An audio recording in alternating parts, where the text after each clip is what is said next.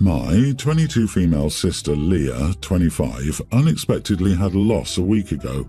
I felt incredibly guilty because I recently found out I was pregnant as well, but I'd opted to wait to tell anyone. I felt guilty, so I elected to keep quiet about it for as long as I could, as I didn't want to take any attention away from her grief or cause her any pain. This became a problem when my family arranged a little get-together at her place to help her feel better, where alcohol was involved. The night was going fine and my sister really seemed to be smiling and enjoying herself. I was staying away from the alcohol, kind of shutting down the strange looks from my family and friends, who know I rarely turn down the opportunity to drink. Most believed my lies except my sister's friend Ash, who approached me and asked, "Are you pregnant or something? Why aren't you drinking?" I laughed and said I had to watch out for my health and tried to change the subject. My sister saw us talking, however, and came up with a shot in her hand. She basically said that she was really glad I was here and wanted to take a shot with me. I had a feeling that Ash had told her I wasn't drinking and had come to confirm her suspicions. I turned her down and said I was happy to be in the moment with her. Leah got this teary look on her face and kind of eyed my stomach. She set the drink down and asked me slowly if I was pregnant and trying to hide it. I froze in the moment, which must have confirmed what she suspected. She burst into tears and asked again, much louder this time, which caused most of the people in her apartment to look at us. She told me to either drink the shot or tell her the truth. I wasn't sure what to do, so I just told her the truth. I tried to tell her that I didn't want to take attention away from her pain, but she wasn't listening. She started accusing me of coming to her apartment to boast about my pregnancy and how I always got what I wanted. She also said that I shouldn't have come to the party knowing that I couldn't drink and that I knew people were going to know I was pregnant, and basically going on about how I was attention-seeking. Our dad stepped in to calm her down because she was belligerent at this point. My boyfriend and I had decided it was best for us to just leave. I even got a few quiet congrats, which I felt awful about. She's not talking to me right now, which I understand, but at the same time, all I really wanted was to be there for her. People are more so leaning in her side because she's going through a hard time right now, but I feel like I'm not being listened to. My mom told me that she understood, but that it was wrong of me to come knowing I was pregnant. So, am I the idiot? Not the idiot. Your sister needs to understand that the universe is not about her. You do not appear to have done anything to boast about your pregnancy. You were discreet, and frankly, she behaved very badly. The loss is indeed a very recent event, but she's having a party put on for her and apparently enjoying it, which suggests that she's coping okay. Seems like you couldn't win here because for some reason nobody is allowed to be pregnant when your sister is not. This is unreasonable. 100% agree, you couldn't win either way. You would have been blasted for being unsupportive if you didn't go. You did go and have been blasted for that. You tried your best.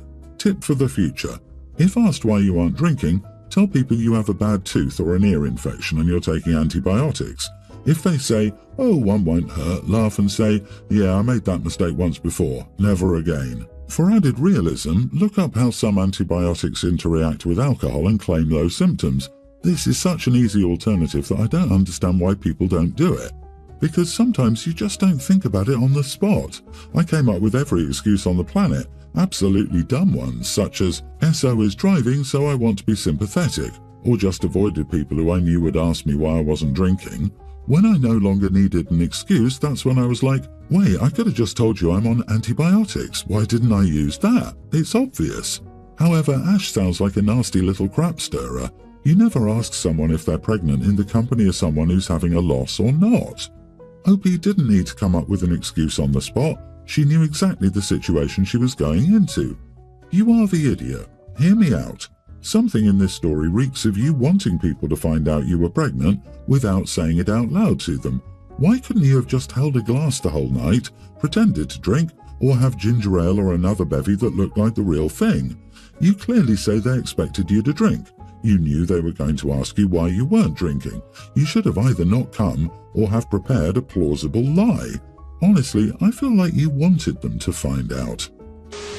The other day I went to lunch with 4 mom friends. I'm a stay-at-home mom and so is one of the other moms. Of the other 3, one works part-time and the other 2 full-time. One of the moms who works full-time mentioned that they'd started paying for a cleaner to come in every other week. They both work full-time, have 2 kids and can't keep up with all the chores. The other stay-at-home mom agreed with her about finding it difficult to keep the house clean when her husband does only a few chores inside the house. She told us her husband's main jobs are cooking dinner, cleaning the bathrooms and looking after the yard. In my opinion, that's a more than fair distribution of chores, considering her husband works full-time. They have one child, a tween female, and no pets. I told her that it sounded pretty fair and that my husband has zero cleaning chores and mostly only cooks on the weekends if he wants. I told her that as he works full-time to provide for our family, I consider it my job to do most of the household chores. This isn't gender-related, in my opinion. If we both worked, I would agree about splitting chores equally, or if I worked and he didn't, I would expect him to do most of the housework. I have 5 children, the youngest who aren't in school, and I'm a carer for my husband's grandmother, yet still it's easy to set aside a couple of hours a day for household chores. She strongly disagreed with me and she thinks her husband should be doing more and told me couples should split housework equally. I told her that she's being ungrateful to her husband, who allows her to be a stay-at-home mom even now their child is older. I asked what she does all day, if she expects him to do half the chores, and that she just wants an excuse to be lazy. In the end, lunch was ruined. She called me anti-feminist and an idiot. 2 of our friends took her side, telling me off for judging her. Was I the idiot here? I feel like I was pointing out the obvious. I'm also a stay-at-home mom, but my youngest kids are only toddlers and preschoolers. I'm pretty busy. But having one kid who's already a tween and obviously is at school all day, how busy could she possibly be? When my older kids were that age, I had a lot more time for things. It sounds like her husband does his fair share. Maybe telling her this at a group lunch wasn't the best idea, but it came up, so I get why you said something. Unless she's somewhat disabled or has another reason she can't cover most of the housework, I'm going with not the idiot. I disagree. You are the idiot. Sometimes people just want to vent. Sometimes people just want a kind ear who will listen to them because they're a stay-at-home mom and they mainly talk to their child all day. But you thought it was more important to insult this person instead. What did you expect would happen? That your friend would say, "Oh my gosh, OP, you're right. I am a lazy idiot and I need to do better. Thank you so much for helping me to see the error of my ways." Saying your husband can't even take care of his grandma and just throws everything on OP's shoulders is awful. Her husband doing nothing in his home of 8 people is not a brag of any sort. That's just sad and pathetic. Just because she's good with a domestically useless husband doesn't mean everyone else has to settle for that crap. She's just convinced herself this is the way and wants to drag a friend along for the ride because otherwise she'd be angry. OP is extremely jealous that her friend's life appears easier than hers and still wants to vent. It's not her friend's fault that OP's husband doesn't want to help out more around the house. On top of that, he dumps caring for 5 children and another adult, his mother, on OP's tired shoulders because he allows her to be a stay-at-home mom. OP wants everyone to suffer like she is, otherwise they have to shut up and not complain. Misery loves company. I have 3 kids, Brock, 24 male, Misty, 21 female, and Ash, 19 female. Misty graduated from high school in 2020. Due to world events, her senior year was spent at home. Things like her senior trip, spring break and prom got cancelled. Her school never planned a makeup trip or prom for her year and instead went back to business for the class of 2021. Misty, props to her, never complained about it. She accepted things with a sense of resignation, if that makes sense. Regardless, I can see that it hurt her to see her brother and sister get to do the things she couldn't do. A few weeks ago, Misty reached out and asked if I could help her out with something. Her favourite actor will perform on Broadway next spring and she desperately wants to see that show. She's in college and has a job, but needs help paying for a ticket. She made it clear that I didn't have to pay for her if I didn't want to, but given what happened 3 years ago and how she took it, I felt bad for her. What she went through wasn't fair. So I bought Misty a ticket for opening night. It was expensive, yes, but frankly, it was about the same amount that was spent for Ash's prom or Brock's Letterman jacket and banquet. My husband doesn't agree. He thinks I'm spoiling Misty. He doesn't see how it's fair to give our adult daughter money for a trip but not do the same for the other kids. To him, what happened in 2020 happened in 2020, and he can't do anything to fix it. I disagree. Brock and Ash got to go on trips, banquets and prom for their senior year, and Misty spent hers under lockdown. She really had nothing to commemorate her senior year, and the money I spent on her ticket was less than all of our other children's senior year expenses. I need an outside perspective. Am I the idiot, or is my husband in the wrong? Not the idiot, but why does your husband hate your daughter so much? You give your kids what they need at the time. If you need to keep it fair, call it an early Christmas present. Your husband is keeping score, willing to deny his daughter a once-in-a-lifetime experience. He is the idiot. His rigidity isn't logical. He's being too hard here. Misty deserves this. He needs to remember it was a tough year for everyone. Now imagine missing out on the major life milestones everyone else gets. I disagree about calling it a Christmas present because he'll try to give the other two kids something of similar value when that isn't what it's for. I'm pretty confident her siblings would say that this trip is fair for her because 2020 shut down her senior year so much. The husband needs to reevaluate that this money would have been spent 3, almost 4 years ago, but it never was. Senior trip and this concert may be apples and oranges, but so are your kids and the circumstances of their years in high school.